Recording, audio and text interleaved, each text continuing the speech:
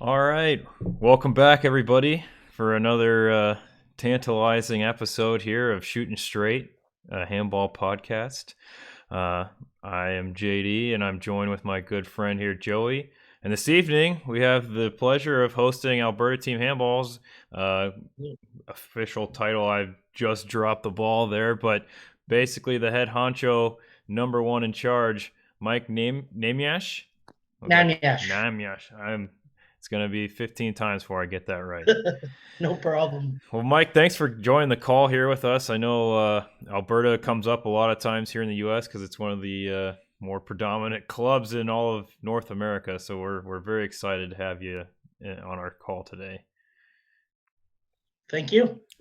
For our new viewers, as always, our topics are just below my radio face here. So we're going to talk with Mike a little about Alberta.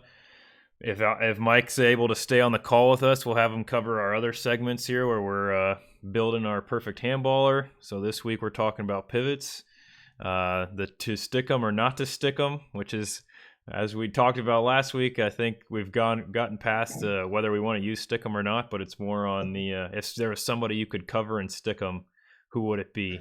And then my personal favorite here, which Joey's not a fan of because it has nothing to do with handball, is we'll call up a random guest and ask them 5 ingredients, and we have to come up with what's for dinner. So try to keep things interesting.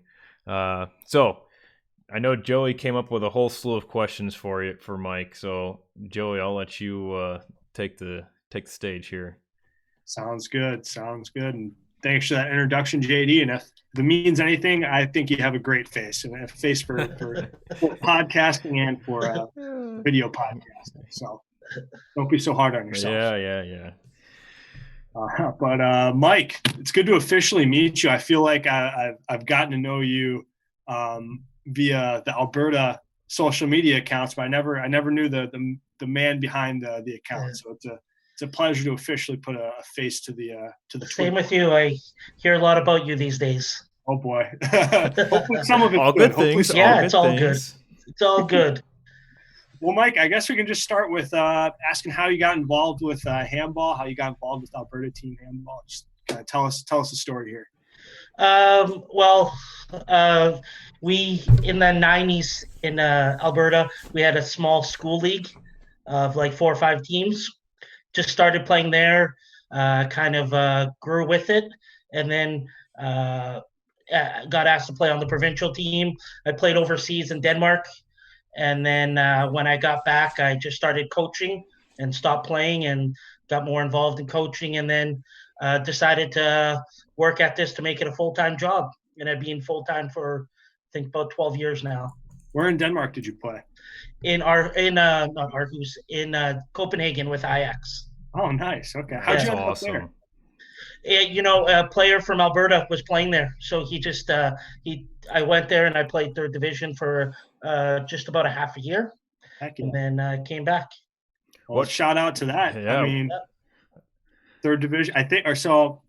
Well, backstory here. I think it was on the USA Handball social media takeover. I was talking about my experience with Denmark. Yeah. It's good that we have that in common. But I want to clarify my statements here. So during that, I said to explain how, because the school system in the U.S. is just completely foreign, literally, to Europe. So the way I describe third division in Europe in terms of American is it's somewhere between a beer league and semi-professional. But I understand that, if you really look at it in the nitty-gritty, it's nowhere near semi-professional. So I'll first put my hand up and thank you for keeping me honest there. But that's really cool. I'm glad we have that in common. But awesome. So it sounds like you have some extensive experience in the sport. Hold on, Joey. What position did you play, Mike? I'm just curious there. Right wing. Right wing? You got a lefty. All right. Yeah. Ooh, prized possession there. Hot commodity. Actually, I played on the national team. I played against the Fitzgeralds. Okay. Like that group of Derek Heath and Derek Brown. So that was my time. Was with them. The 90s Did you ever crew. see Derek Heath ninja kick basketball hoop. Yeah, what I heard from that, I heard about it, but that was like the first thing that was on like from handball that was on like magazine or something. That's what I heard. That's crazy. Yeah.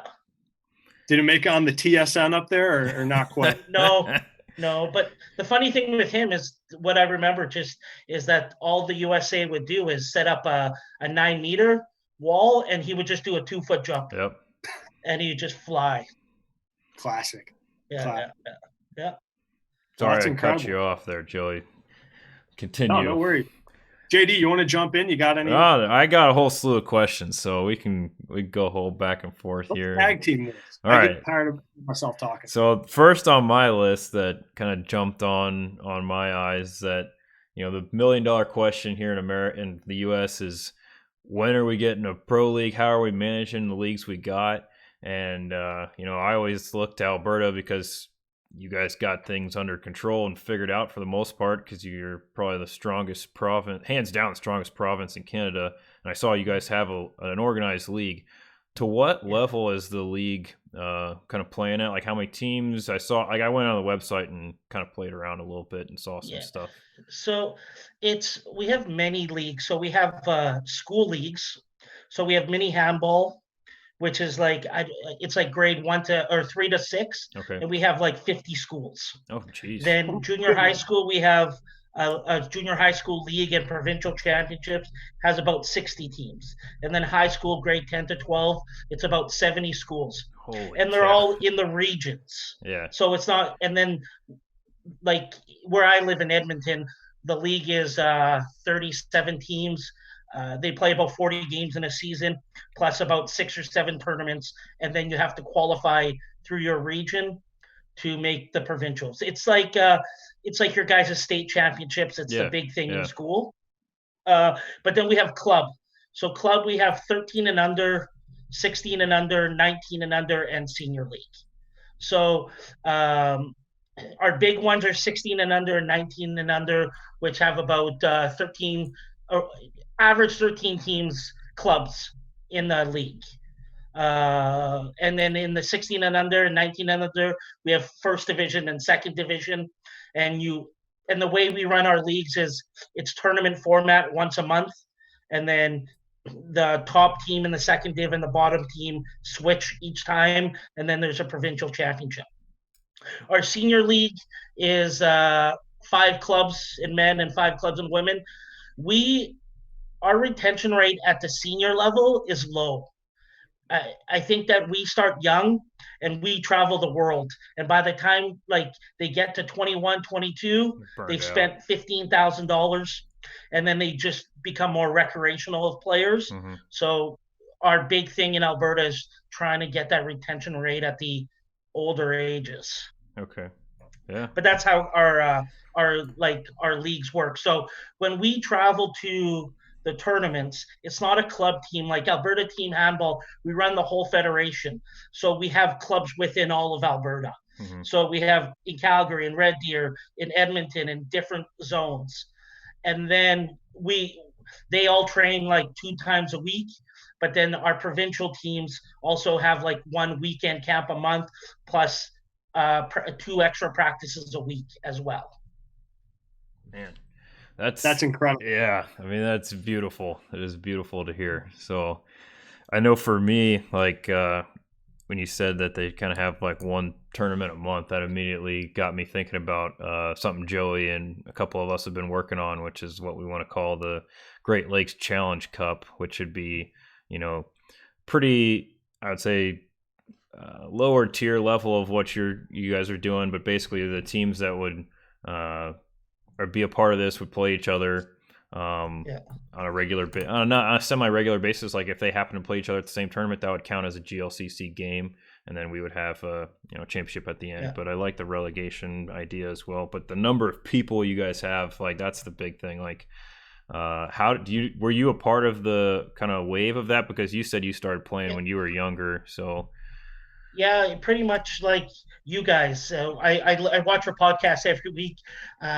It became my life. Like I coached in Molde, Norway, and then I was coaching in second Bundesliga women in Fuka Berlin, but my visa didn't go through. Oh, And so I've been back and forth a few times, but handball's my life. And so when I decided to try to make it a full-time job, I went head first, and I went to schools and came up with a plan to build the sport. And what year was that when you first started setting everything up, 2006. Wow. Okay. So 14 years, you got a lot to show for it. That's awesome. Yeah. But it was like we've had it, but like before, but my number one goal was make it a sanctioned sport with the schools. Yeah. And that took 2-3 years, but as soon as you get that, then you get recognition. Right. And then you have the kids that play, and then it's about offering them opportunities and an organization where they can do things. Right. What was the biggest challenge with getting it established in schools? It's the coaches, the understanding, and of course it's like everywhere, you're challenging against the other sports. But I don't know how it is in the States, but here there's seasons of play. So like volleyball has a certain season in the school. Yep. Then basketball, then football, so what I did was I found a spot that there was no other like indoor sports. Yeah, no conflict. So I was able to, when I applied, was for that. So our school season is 10-12 weeks. And so and then from there I just kind of like then applied, and through help, and you have to get approval from all the zones. So I just pretty much got in a car and offered free clinics to schools, and kind of just started trying to get out there and get the name of handball out. I need to get a pen and paper out, start writing some of this stuff down. Good for you, man. You're so. I'm not wasting any time here, Joe. You gotta. I'll take go find your notes later. sheets. So Mike, what part of the year is those 10 to 12 weeks? The $1 million question. We start. So there's a season of play, and that's from February 15th till the second weekend in May. But that's when teams can start practicing. But our season will start as soon as basketball provincials is over, which is like the third week in March. And then so season tournaments will go from there to second weekend in May, where it's the provincial championships. Wow. Gotcha. But in that time, like I said, like our referees, they make like a referee here for that time will make about $4,000. There's over like 650 games all over Alberta in that time. There's almost like 12 to 15 games a day going on all over in different leagues. I need to move to Alberta. Yeah, no kidding. I'll live at Banff, man. That's a good place to be. It's on my bucket list. So, holy cow. For us, I think like what I've been at least looking into a lot with a high school level at least is, we basically have nothing. I mean, Cal Heat has the strongest setup, and there's a completely detached from any handball gathering in Maryland. There's a county that just has, I think they have 8 teams, and they just play each other. But what are the, I guess I'm looking at like the requirements to get sanctioned here, like in Ohio. Yeah. You have to have 150 high schools recognize it as a club. So I would have to go to 150 schools, get them to start a team, and then they'd have to have that team established for, so many years before the Ohio High School Athletic Association to decide to recognize it as a, official sport. Do you guys have that similar process? Well, yeah, we had to have a certain amount. Okay. But what we did is we ran the league ourselves outside of the school district to start it, to grow it. Yep. So we ran the schools, we ran tournaments, and then, the word gets out, and bit by bit it grew. Sweet. Yeah, because I think like for me, we're trying to just start real small and do 1 to 2 practices a week with 1 to 2 games a month. That way you can still use some of those players that are playing other sports, so that if you practice on say Sunday, or like Yeah. late Saturday, you're not, eating up into their other sport time. They're not getting injured, things like that. Yeah. So what we do is our leagues, that's why there's teams from all over Alberta in our clubs. So again, exact same thing. We run Sundays because then you're not interfering with the school tournaments. But I mean, this is a big thing that I'm against in North America is we always try to say, well, we won't go and they can play other sports. You got to sell it to be the main sport for those athletes. And like at the start, you're not gonna get the best athletes, but the more you become like making it look professional, the more that they're gonna do it. We travel to Europe with our kids from the time they're 13, 14, 2 times a year with them. And we had to sell them that there's more to handball than just here, because like it's in the States, it's scholarships.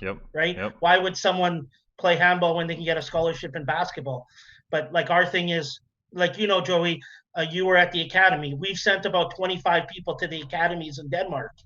So we send them there. We send them to Germany. So we have connections in Europe where that's our selling point.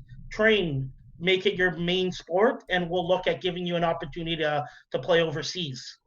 How effective has that been compared to the scholarship carrot that kids have? Are you finding it's mostly just the super dedicated kids that are like motivated by that, or are you convincing people to just en masse, like, are you piquing their interest, or are you motivating the already motivated? It's a little of both. Like, you have every year, like in our provincial program, like at the young ages, we have what's called a youth development program and a youth elite program. The development program, we do 2 Europe trips, but that's like players that we recruit that we see potential in. So we take about 70 to 100 of the athletes. We go to Germany at Christmas and usually Japan in the fall. And those are the ones. And then after one trip, we don't make it easy. They train once or twice a week. We play top teams in Germany. They get beat bad. But then from there, they quit or they decide that they want to be a part of it. So we do lose players, but what we're doing is we're making like our provincial programs elite. So if you're not willing to, if you want to get beat, then you're not part of it. You have to train. You have to have 2 to 3 to 4 practices a week. We have kids that train at 7 a.m. on Mondays. They drive into the main city, and we have it's called a target athlete program, where it's our top players in age categories that train at 7 a.m. And it's just mandatory. And again, like, I'm just a believer. You have to give these things. And then if there's 3 people, there's 3. If there's 20, there's 20. But I'm just not like, we always look, well, we can't do this, we can't do that. You put it out, you're going to get players. That's there. And so that's how I believe it is. I'm not saying it's right, but I look at us, and at our young ages, I tell the parents, we don't compete in North America at our U16s and U18s. We compete in Europe. We Partilla Cup, we finished top 8 with our U18 girls. Drumlin Cup in Denmark, we finished top 4. So that's huge. Like, we had 2 girls that just got back. They were playing Bundesliga U18s in Germany, and so with Bacharado. And so we just try to make it professional, and we push them. And if they quit and they don't want to be a part of like an elite provincial program, then there's club. That's beautiful. You can choose your own path. Yeah, exactly. So again, we do lose players, but they decide. We don't ever we never push anyone to say, hey, you have to do this. If you want to be on the top team, if you want to go to Europe, if you want to travel, you got to train and you got to do these things. And you can still play your other sports, but you have to make commitment to it. Who's the biggest success story in your eyes to come out of Alberta? Easy. It's her name is Kim Iwanovich. She's played 14 years pro in the Elite Series in Norway. So she plays with a lot of the Norwegian national team players. So you can look her up. Her name is Kimberly Iwanovich. She just retired, but she's played Elite Series. We have a goalie. You might know him, Joey. Lyndon Savanto. Sounds familiar. He's in my slideshow. We'll get to Linden, so he's in my list of questions. He's played in France, in Denmark. Okay. We have another one right now in Denmark in second division. So we have a bunch of girls. We have people at the academy. So, but our biggest success that's made it the biggest is Kimi Wanovich. She's played top division for a long time. That's incredible. Yeah, that's cool. Yeah, that is cool.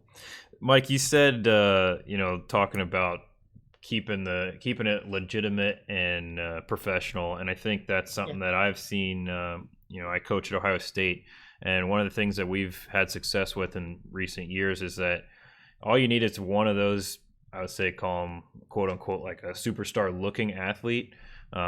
Someone who's got those skill sets, then he comes in and he's going to bring other athletes, because other athletes are going to see that this is, these guys aren't messing around. There's something going on here. So, and we've been working about that, throughout the U.S., but it's tough sometimes, especially with getting the American guys to jump ship. But I liked selling the fact that you can do that. You got to sell it as number one sport, and I think there's a lot of potential. Especially Partille Cup's a great time. I mean, Joey and I have both played in it, and it doesn't get any better than that from an experience. Exactly, and those are the experience that the parents need to see at the younger ages, because they see that there's more than what, like, just in the States, you get new college players, and then you go to a tournament and you're playing New York that that are beat you by say 15 or 20 or something, and then a kid that's 17-year-old is like, this is what I'm doing. I'm paying $400 to get whooped to do it. Like, the colleges need to play colleges, and they need to have that, like you guys said before, have that rivalry, have the intensity, and the professionalism of it. A good athlete's never going to stay with a sport if it's a joke. So those are just my opinions. Completely agree. One question I have that I'll probably stir the pot here. So you doing what you've done so far is amazing. And do you have any staff with you, or you're with a one-man show? I have volunteers, but I'm the only you're the paid employee. Guy. Okay. Yeah. So how does the Canadian Handball Federation feel, or what kind of relationship do you guys have? Because I feel like they just need 7 clones of you to cover the rest of the provinces.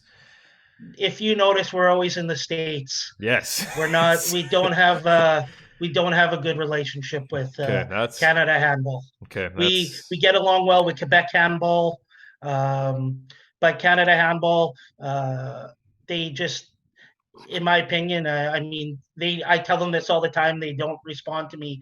They're not organized. There's no plan. There's no structure. Our national championships. Again, this year, I don't know if you know, Joey, there was Alberta, Saskatchewan, Manitoba, and Quebec going to USA Nationals. Are you serious? You would have had all of Canada almost. And none of them were going. Most of them weren't going to Canadian Nationals. Jeez. Wow. So there's good people in Canada, in Quebec, and everything. We just need a better organization to run right now. As you guys, we in Alberta, we're doing a relaunch of after COVID, we need to have a relaunch program that gets approved, and they ask, well, can you give us the structure from the National Sports Organization? But they have no relaunch program, so we have to build our own. So we kind of, in Alberta, we do our own thing, and that's why we're in the States a lot. Hey. So what you're saying is Detroit Handball Club was about to be the champions of both the U.S. and Canada. Exactly. Crazy. Wow. No, you're Mike. I wish I had met you earlier, but I'm happy I'm meeting you now. You are the man. Holy smokes. It's fun hearing all you're doing. This is awesome. Making it happen. That's the important part. So we talked about Linden a little bit. So I put together a little slideshow about him and Terrell Johnston, which I'd say are probably 2 of the top, guys come out of Alberta. You want to talk about 2 of them a little bit? So Tyrell is now actually our president of our federation. I mean, he played in Denmark, and he's a great player. But the deal was I've always mostly coached women, and then I've done like individual practices for the men. He was the coach. We made a deal this year. He would come back for 1 year, and I would coach the men. And so this will be his last year of playing. Lyndon is playing like club, and he trains with us. But they're both great handball players. They started with us when they were 14, 15 years old. Uh, yeah, they're good people. They give back. They coach. They ref. They give back to the sport as much as they can. What do you know about Lyndon's MLB stadium tour? Because I've been following that quite a bit. It's just quite an interesting story. I know more the person he was with, Dushin, and they did it. They made all the stadiums. It was wild. And the stories are funny about sleeping in cars and ending up in the wrong area in Baltimore, and it's good for them. We've all been there in Baltimore. You go down Martin Luther King Boulevard too far, and it's not where you want to be. How did they just decided on a whim that, hey, let's go, cover all the stadiums? From what they told me is it's been in talks for a long time, but I think it's just time in their lives. Lyndon was coming back from Europe, and he wasn't sure if he wanted to go back, and Dushin finished university. So I just think it was the perfect time to do something. Cool. That's definitely a cool list to accomplish. I know a lot of people have tried to do that, and they've ran out of gas, literally and contextually with it. Yeah. Joe, you got any more? Because I still got a whole slew of questions here. I could probably talk to you for the rest of the evening. Yeah, I guess I got 3 hours later. Seriously, though, we're not going to talk for 3 hours, Mike. So we'll try to keep. I don't care. I'm available all night. Okay, cool. So it sounds this is your job. Like this is you can make a living doing this. What sort of advice would you have for a couple of people who are trying to get where you are, to have this be a full-time career and make the organization financially sustainable? Have you guys, I don't know how it is there, but is there not for state organizations, is there any funding? Like, doesn't grants out there? Yeah, so it's tough sometimes. Is it? Yeah. So we get funding from our provincial federation, which is a state. And then, like I said, I don't know how you guys do, but membership is a big thing for us. Membership fees. You just, all the programs you run, it's just about trying to make some money and run it like a business. But the way we started was government grants is the way to get money, and then just building and running tournaments and events and trying to make a little bit of money from all of those kind of things. That's great. That's good stuff. It's inspiring to know that there's somebody like you out there who's making it happen. So yes. You kind of alluded to this a minute ago, but what's your plan for getting back to action after COVID? So the first plan right now is we start actually on Monday. So we're allowed up to 50 people outside together, but that's just like, I don't think that's for sports yet. So we have different sessions throughout the day with different age categories of individual skills, the social distancing, no goalie. We made a shooter tutor. No passing, just individual drills. So we're just starting off with individual, and we're kind of waiting to see what the guidelines are going to be with sports. But like I said, I'm not going to sit at home and wait. We're following all the rules, and we got to get back out there and start. As long as we're following all the rules, it's better touching a handball than sitting at home. So it just really individual, no goalies, no passing, spacing, just working on footwork, shooting, different techniques, different moves. I things like that. I like you calling it the shooter tutor. I don't know if Joey can agree with me here, but we're from lacrosse. So we always called it Hector the Rejector. So uh, That's a good one. I don't know so the name of it, so I just call it I shooter like tutor. the shooter tutor. I think everybody gives me a dirty look when I say, "Hey, go get Hector," and they're like, "Who's Hector?" Yeah, I'm like, "It's the." Never mind. yeah, exactly. That's awesome. Yeah. So I guess my next question is like, what do you guys do as far as expansion? So Alberta is a massive province, Yeah. and you're one guy. So I know you got an army of volunteers, Yeah. but how are you planning about making it even bigger? So the believer, you guys were talking about this the other week. I don't know if it was on this or Coffee Talk that you did, Okay. Joey, but you guys talk about like a club being Detroit or Cal Heat being a club. Mm-hmm. I think it's too big. You have to like that should be a state team, in my opinion. And then there should be clubs all over the state that kind of organize and build themselves. So a big thing that one of my goals was we forced the clubs in areas and we came out with guidelines of zones and regions that you can't play outside of there. So if you want to play handball, you gotta at the start was you gotta build the club. So that's how we kind of like go all over the province. It's club based. So in Calgary, we have a Calgary club. Edmonton, we have 4 different clubs. We have smaller clubs in different regions, and so that's how we like expand is through the clubs. Uh, for me, like I go out and I'll travel all over doing clinics, working with the clubs, building the clubs, coaching clinics, all that kind of stuff. And but the clubs are the ones that we help them out, but they're the ones that have to build in their area. So let's say Joe Schmo is trying to start a team, and he contacts you and says, "Hey, I want to start a team." What do you say to him if he's like, I don't know, a couple thousand kilometers away from Edmonton? Yeah. So number one, then we work with the schools in that area. So we see if there's schools in that area that already have handball. So if there is, then we would work with the schools, the coaches in the schools, and work with promoting the club from that area. And then, like other ways that we promote that kind of stuff is we have a tournament that's called Interzones.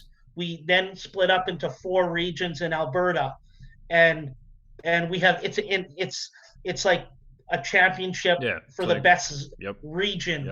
yep. So and that's another way that we get people from areas that don't have teams and to start building that area, and then helping with the coaches and the promotion of the area.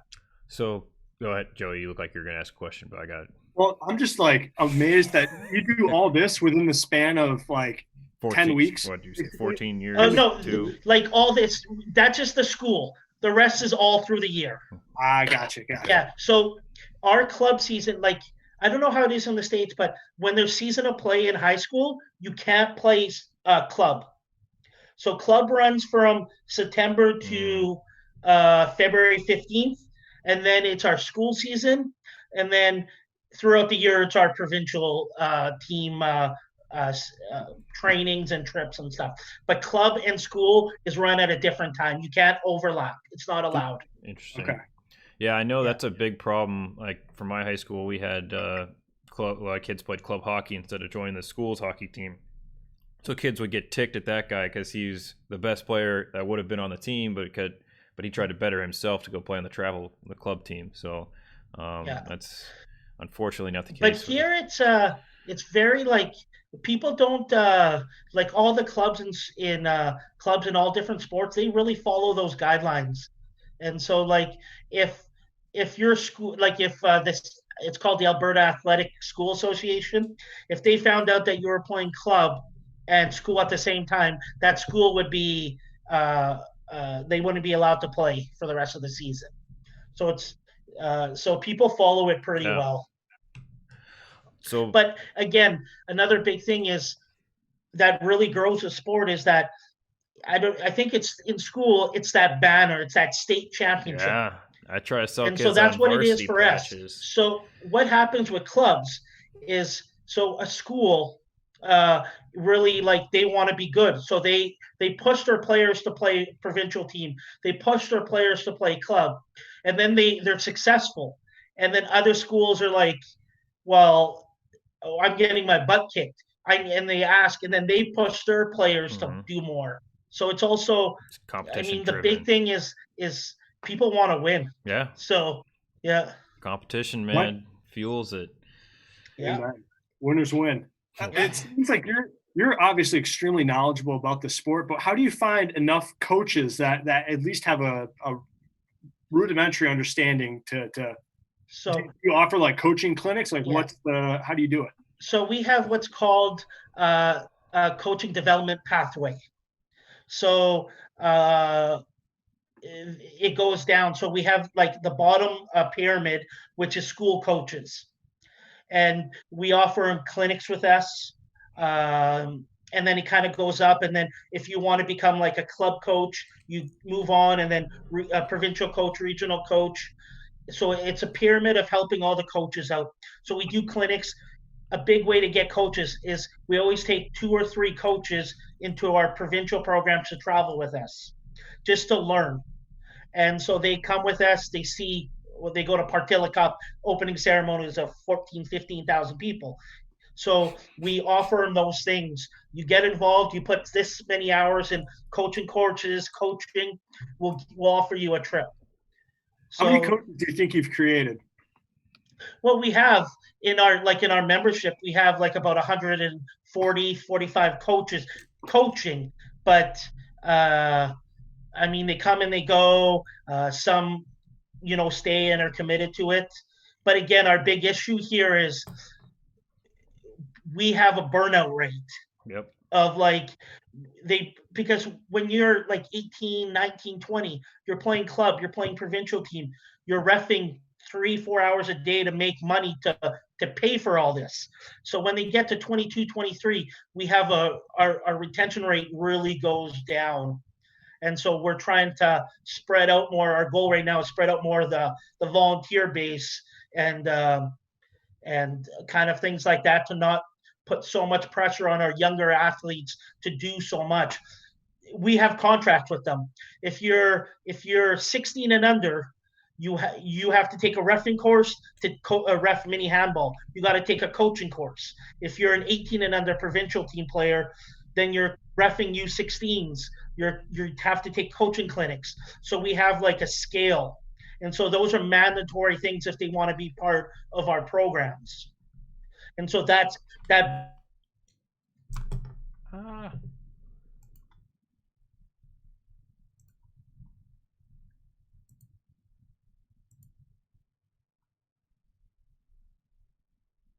I apologize, folks. I do not have the unlimited Skype situation, so we will have to restart our situation here momentarily.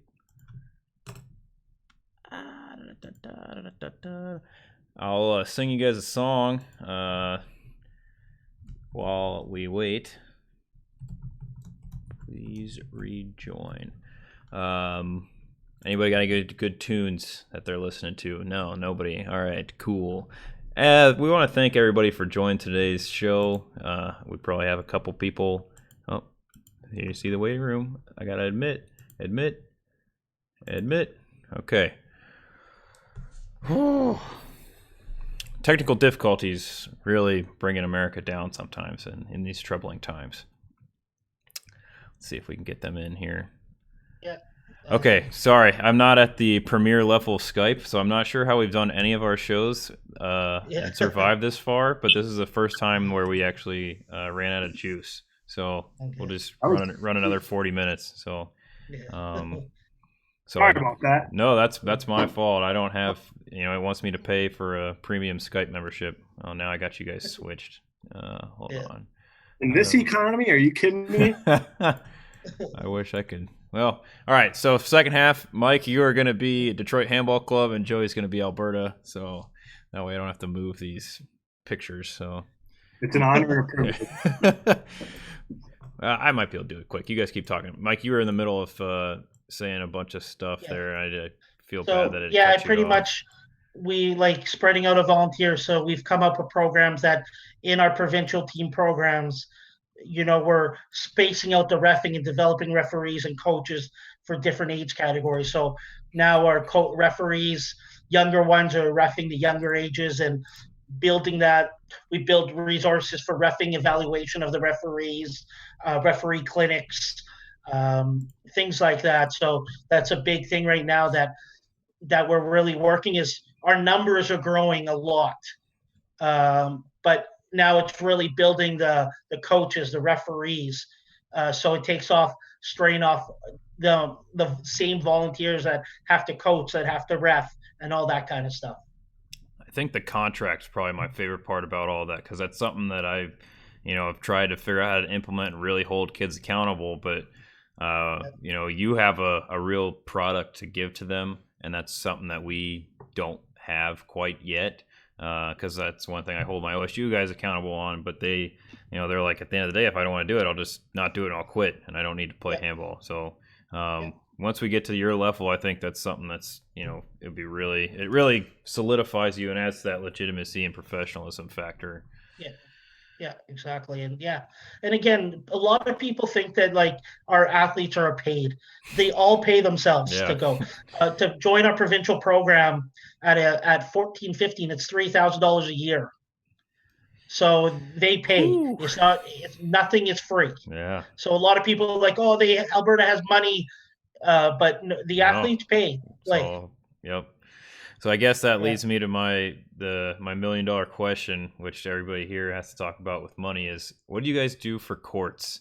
Because I know the schools probably allow you to use them for the younger kids, but same with the high schools. But that kind of college, the adult level club team, where do they practice and how do they manage their practices? So we so you guys were talking about the stickum issue, and I was laughing about it. So we have rec centers, and we just have bookings with them that have gone throughout every year. And so it's just about working and finding locations. So right now we have locations that we have every week, 4 or 5 times a week. And then we book schools for tournaments for the younger ages. And so we that's the kind of way. So like you guys were talking about stickum. So and about money. So we do what you guys did, and we use Gugon, what it's called, because you guys were talking about it's Gugon. And after games, you would clean. But then, of course, no one cleans. Yeah. They all just stand in one spot, and and I yell at everybody. And then, so pretty much we came up with a deal with the city. We every 2 weeks, there's someone that comes in with the machine and cleans. And we just pay. It's glorious. So we went to the players and said, you clean and you have to start cleaning, or we're going to lose stickum, or you're going to each have to pay $25 a month. And they all put up their hand, goes, here's $25. I love it. Oh, man. All right. So that, and then I like it. And in schools, the gyms won't let us use stickum. So we do in our younger categories, we play with a size down. Okay. So in our club, so like it's just because I find that younger age, especially in the girls, is when they can't hold the ball, they don't enjoy it. And it's all about confidence. Yep. So we play a size down so they can hold balls. And we just don't use stickum. How did you first, because I imagine in Canada, like in the US, like these people who own the gyms, like they don't really know what it is. So did you like say like, hey, we got this, or did it come at some point where they're like, just like you said, you just hide it until they come and complain. Okay. You said that last week. And then they come and they say, what's all this stuff? And then you act stupid, and then they realize it's you. Yeah. It's a leak from the ceiling, I swear. It's from the ceiling. Yeah, exactly. So that's how we do. We with the cities, we just came up with a deal of they get someone in to clean the floors every couple of weeks, and if it's bad, they come in earlier. Okay, cool. on the Stickum note, we'll get to your to stick 'em or not to stick 'em. So, Mike, is there any person that you would like to cover and stick 'em? Because that's the one thing that I don't wish upon my worst enemy sometimes, because it just gets all of your clothes. And now I was thinking about that last week when you guys. I don't. If you don't want to call him out on the show, that's fine. So no, I'm not. She was the ex-president of Canada Handball. All right. And her name was Raquel. Okay. And she'd be the number one person I would stick him up. Watch out, Raquel. Yeah. I have awesome. No problem saying her name. Good. Yeah, I think there's especially someone with your what you've done in your career path, both on the court and off the court, you've probably run into quite a few people that have deserved a fistful of stick 'em to the face. Yeah. That's one thing. I'm thankful. I don't think I've ever gotten it in my beard before, because that would be. I don't think that'd be pleasant. Cool. Yeah. Cool. But the funny thing is, when we go to the States and play in tournaments, especially girls, a lot of the girls teams, women's teams, they don't like stick 'em. So our players want to put more on, and they just get yelled at by the other players. And I was like, be quiet, or they're just going to put more on. Yeah, exactly. You're just going to tick them off. That's what it's same thing. I forget which tournament it was. Our OSU guys, we took our guys to Denmark last year, and we played some high school teams, and they were just caking it on. And our guys never played with stick 'em before, and they just kept telling them to stop. And I was like, no, that's not the tactic you want to play here. They know how to use it, and you don't. So. Just be happy with as little as you can play with. So, exactly. Another couple points here. So, one of the things that's been coming up a lot in a whole slew of emails, we have had quite the email exchange on this, is the discussion with Canada and elite national championships here in the U.S.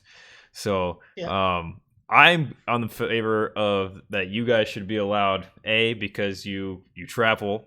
You play in probably more tournaments than most of the U.S. teams do, and you guys win. So, twofold, there's no reason you guys should be kept out. And some of the arguments like, oh, well, this is U.S., this isn't Canadian, this isn't North American. I'm like, well, let's take a couple steps back here. Have you ever heard of the NFL or the NBA or the MLS or the NHL or the MLB? Because last time I checked, I'm saying all those leagues are American leagues that have Canadian teams participating in them. So I didn't know what your opinion is on all that. That's the first I've ever heard of that. There's people that they're very angry. There are a lot of angry people. Well, like I say, then beat us. Yeah, exactly. If you don't want us an elite. If you don't want us an elite, then make sure that you come to the tournaments and take care of make sure that we don't qualify for elite. Yeah. So good. What's one team in the U.S. that you hate? Sorry? What's your rival in the U.S.? What's your rival team? The rival team, but it's not hate. It's just a good competitive on the court. Yeah. Yeah, competitive on the court is Cal Heat. We have amazing games with them. The coaching, it's strategies by the coaches, the speed of the game, it's played nicely. We love playing them, but it's not a hate at all. It's respect, and the group of guys we've had for 3 years, they've beat us, and a goal this year was to beat them, and we got them in the Chicago tournament. Yeah. So, but it's not hate at all. We love playing them. Mm-hmm. That's cool. Do you think it has anything to do with the fact you guys have the same jerseys? Does that play into it at all? That's one of the funny things I remember. I'm like, hey, they copied us. Yeah, to the T. At that time, it's Hummel wasn't around, so if you had Hummel jerseys, it was like, oh my God, they must be good. Yeah, you're the real deal. So, exactly. Now, you've probably heard some murmurings about a professional league coming to the States. What are your thoughts on advocating for Canada getting a team in that? And then what are your thoughts on it actually panning out? Well, when we heard about this, obviously all our people is Alberta going to have a team? Is Alberta going to have a team? I think if it's possible, it'd be awesome. you have to have the right people in place. And like I look at it, where are the players coming from? Where are the coaches coming from? It's there's And a lot of good so questions. and so like I look at it and like, there is a lot of talent in the States. When we go there, you see talent, but are they Americans? Are they here for 1 year? Um, so like are teams allowed to have players from Europe, or how is it there? And the coaching and the all that kind of stuff is where I kind of I'm curious. One of your top clubs is New York City, but really their coach is a player. Mm-hmm. Yeah. So so it just, I think those are the things that, I mean, I think it'd be amazing, but I think if it's a plan, they should start with a plan right away and in how to do it, because you're going to have to develop Americans or whatever the possibilities Yeah. are of players and all that stuff. And again, like you guys talk a lot about spectators. If you have a game and make it an event, like I mean I was coaching in Berlin, and so you have the when you run out on the courts, and you have like the all that kind of stuff. That Yeah. makes an event, and it wants people to come out, and people want to watch. We need. Do they have the Orion girls in Berlin, like in Flensburg? Yeah. So yeah, like Flensburg, I've gone to a few games, and it's crazy. Yeah, seriously. Yeah. So we need a Jackie Moon of handball to step up and lead us to the promised land. I mean, if it's possible, you go ahead and like, I'm just a believer. If it's possible, you do it, and you sometimes you're gonna fail, but if there's that opportunity, you do it. Yeah. And like I've talked to Barry a couple times. He seems like a really smart guy, really positive, going the right direction, and it could be something that could happen. So let's say the professional league reaches out to you as potentially, say, commissioner. What would you say to them? I would take it in a second. I love that stuff. All right. Awesome. Good to hear. I'll put you down as a potential commissioner for the future league. So yeah. Cool.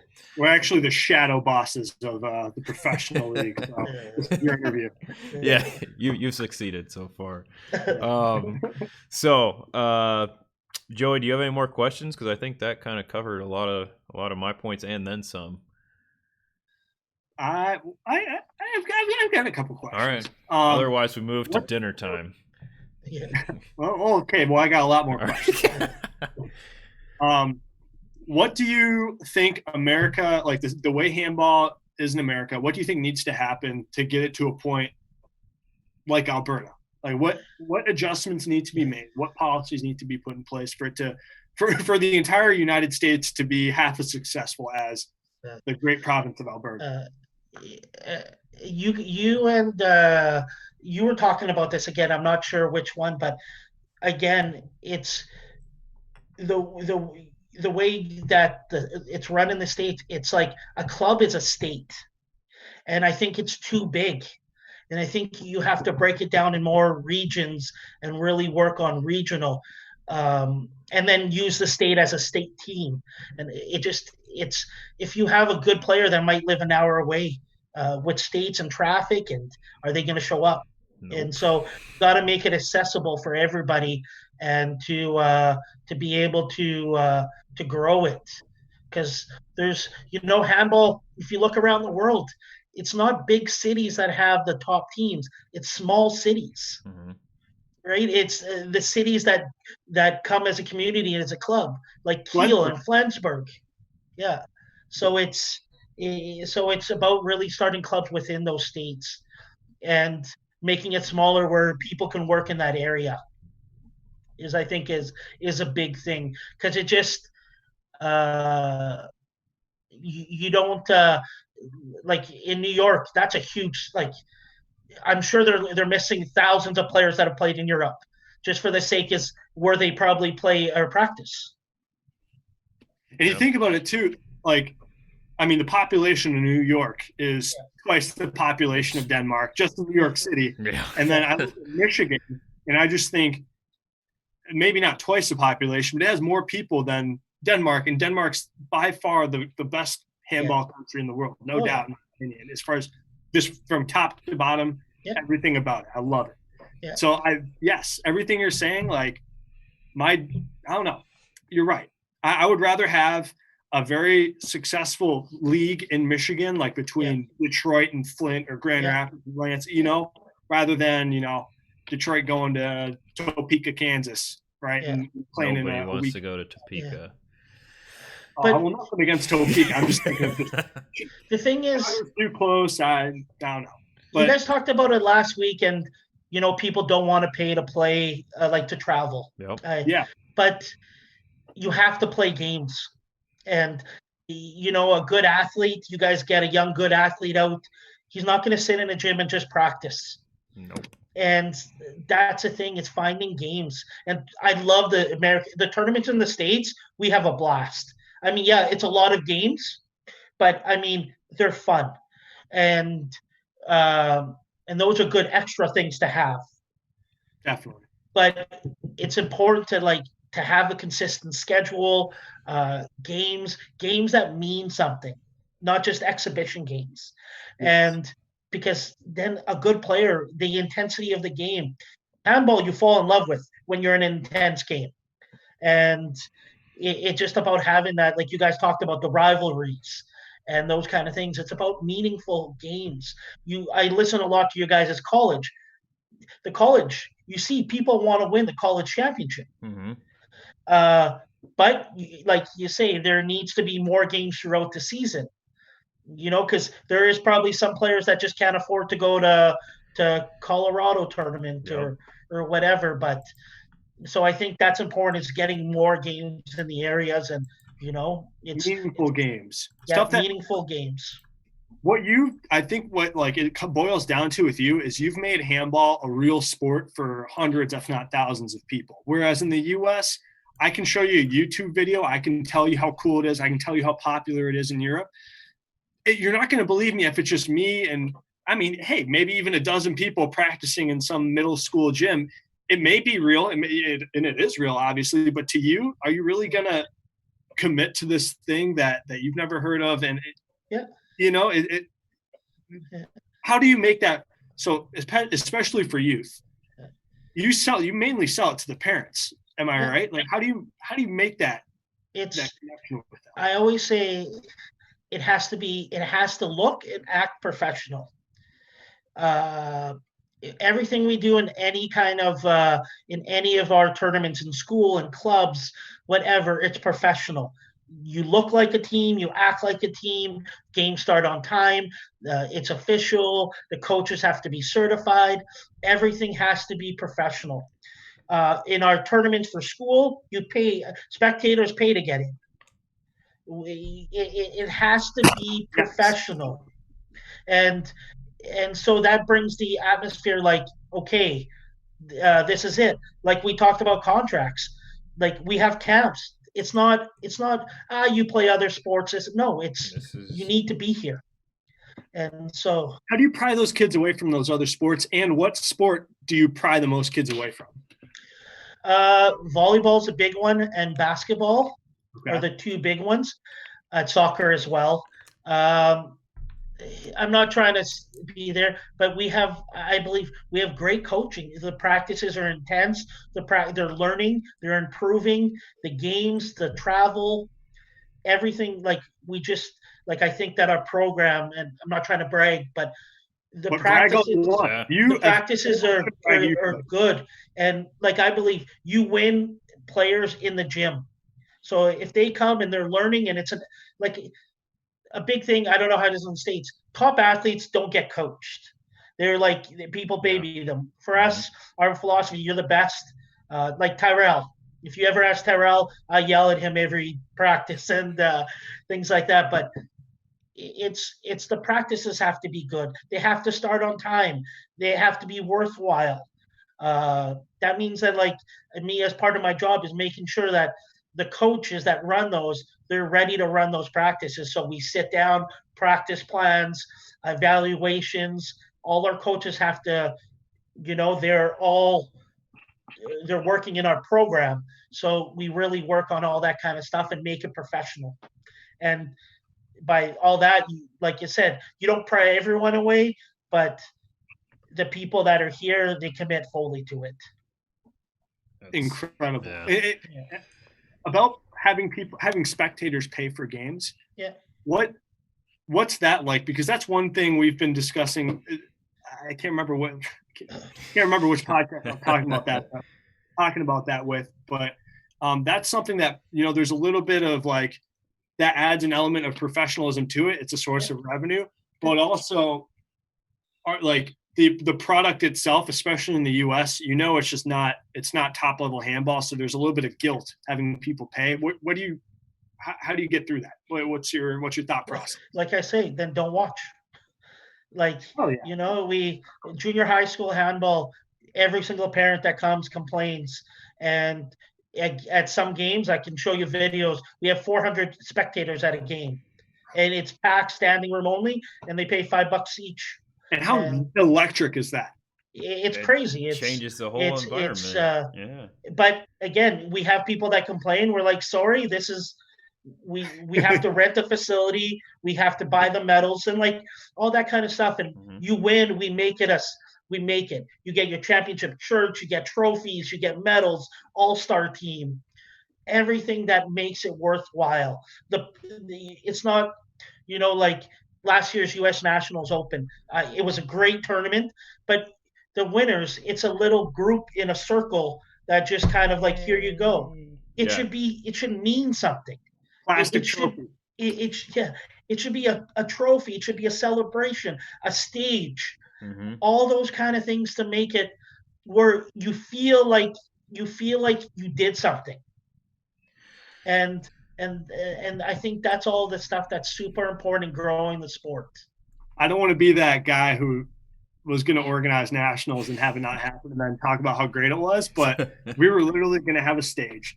Yeah. This facility was like I saw your video. Oh, it was going to be so great. Just take my word for it, though, Mike. It was good. Trust me.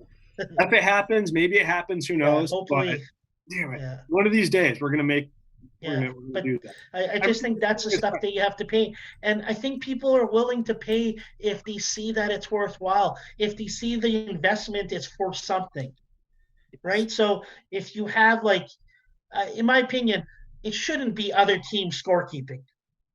You should have officials. You should have people scorekeeping. Right. The referee should have the same jersey.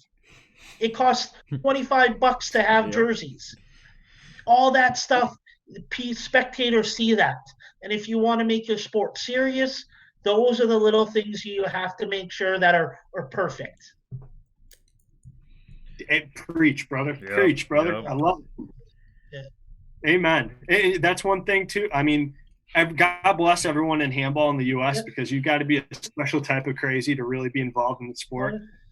Because, like you said, it's a patchwork of effort and a lot of money spent for ultimately something that is a little bit underwhelming. Sour grapes here because I've never won anything in handball in the U.S. or necessarily anywhere else. But that's why you're building Detroit Handball Club. Exactly. Right? That's the passion is you make your players believe this is our goal. And if it takes 1 year or 2 years or 3 years, we work at it. We'll win. Amen. Yeah. Yes, absolutely. We want to meet JD, me, Ryan in Milwaukee, Josh in Minnesota, the good people in Chicago, we're all rowing in the same direction.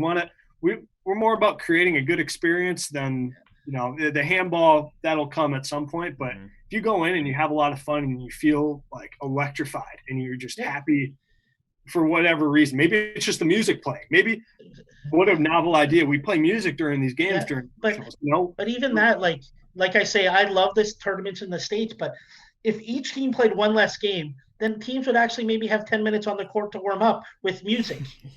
With things like that, those things matter when people are watching the game. Even the players, you get a good young athlete. What do you mean? I don't get to warm up my arm on the court? A team warm up. All those kind of things are very important growing the sport. It's play one less game, but make it a professional game. Make it where it means something, where the people playing feel like they're part of a game. Yes. And isn't it a weird, I mean, I'm sure it's different for you because these are more of like a fun weekend tournament, but for us, at times it doesn't feel like we're playing a real sport. Like JD and I both played lacrosse growing up in high school, and like the production that goes cross game is not a lot, but it sure feels like a lot more than the most important game in a handball tournament. Yeah. Nothing against anyone who's never But put like I together say, handball. I think a lot of the clubs in the States where we go, like we go to Chicago, Cal Heat tournaments, those people work hard. Oh my and, God. like it's maybe they don't have the volunteer base to really focus on that. So I'm not trying to be like you're not doing great or nothing like that, but like they do, like we love that. We wouldn't pay that kind of money. It costs us $800-900 per person to go to those tournaments. It's because our players love those tournaments. They wouldn't pay if they didn't love it. Yeah, absolutely. And yeah, thank you. Thanks again for keeping me honest. I'm not trying to, disparage anyone. I'm just we're shooting straight here. Yeah, that's what we're called. Yeah, no, I don't know how it is. I just don't want like people saying, "Oh, we're the best" and this and that. It's not. Everyone does their own thing. It just these are my opinions. You don't want people saying you're the best, Mike? Come on now. Well, we like that, but it just like yeah. So yeah, but yeah. So it just again, it's taking it to the next level, and I think that's where it lacks in the States a little bit, is that professionalism of the, like, you're in Myrtle Beach and we were in a game, our girls, we took a young team there and the scorekeepers didn't know how to keep score. And we protested the game because everyone knew the score was wrong and it would put us in the semifinals.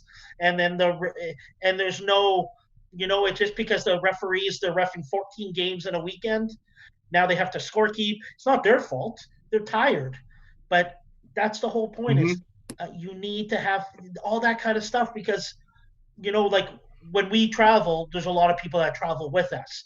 So then our parents are like, what kind of joke is this?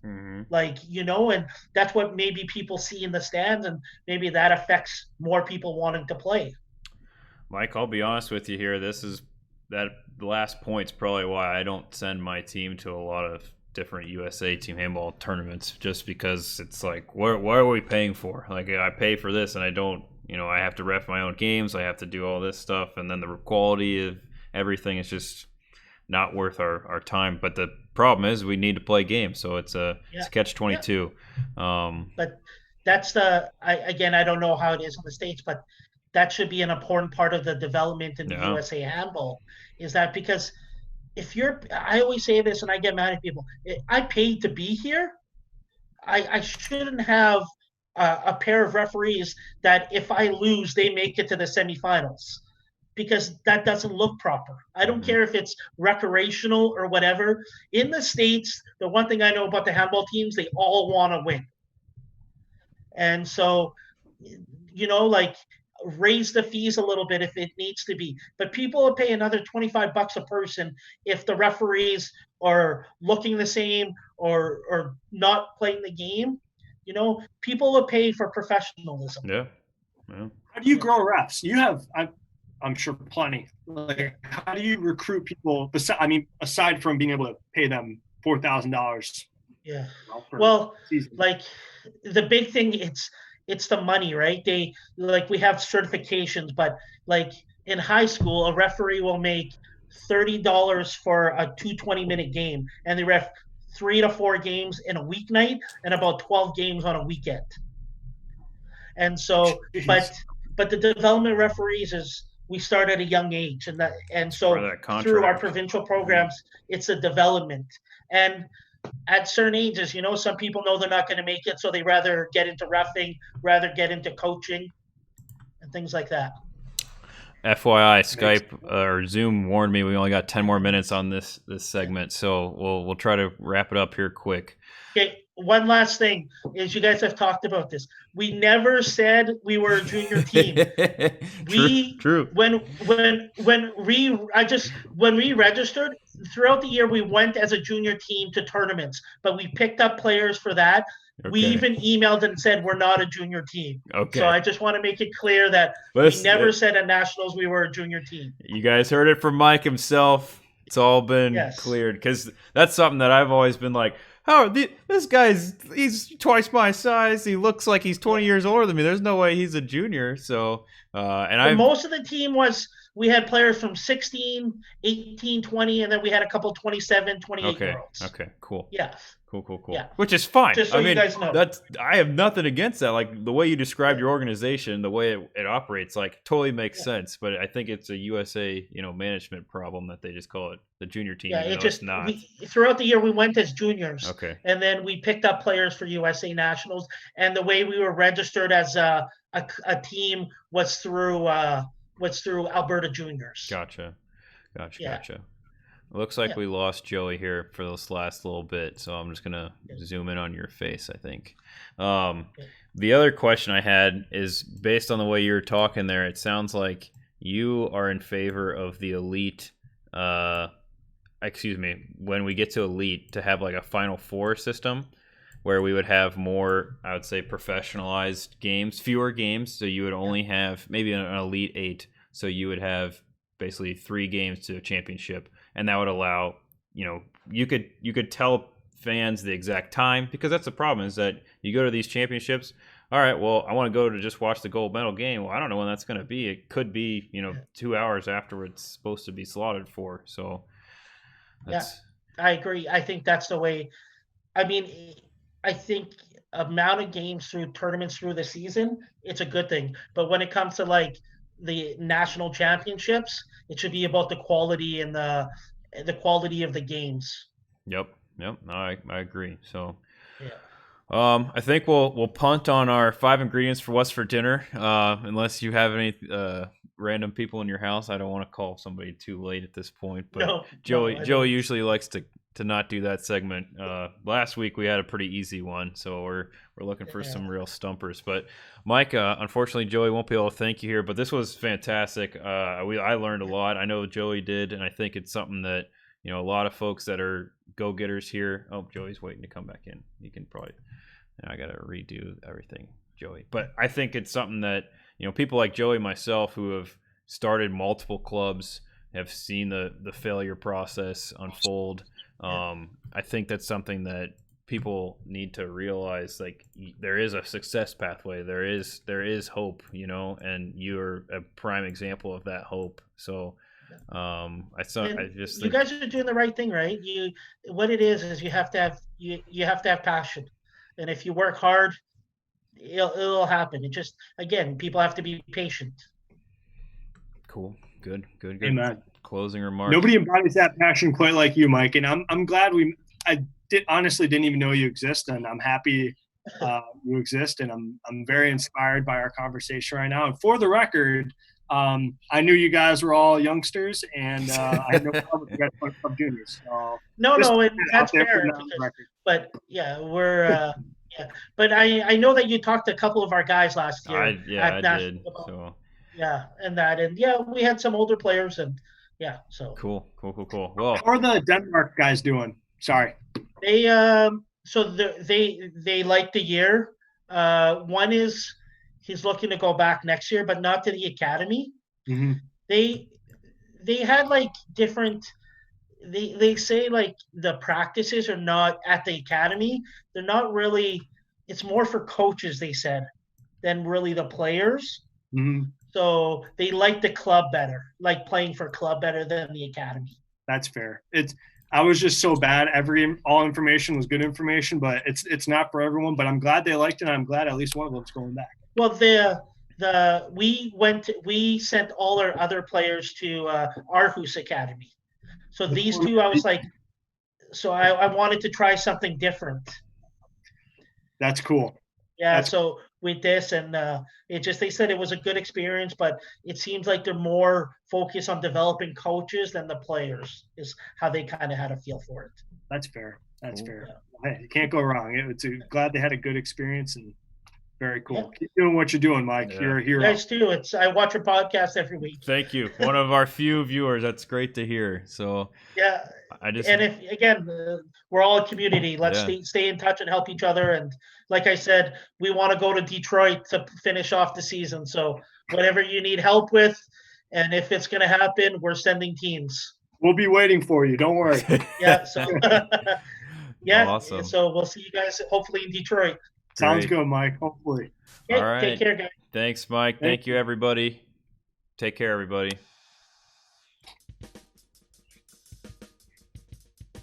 Sweet.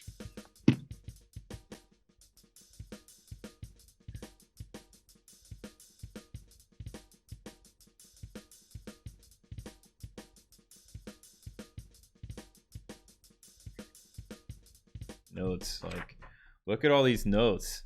Like it's a whole freaking page of stuff. Like, goodness gracious. We'll go back to closing here. Goodbye, everybody.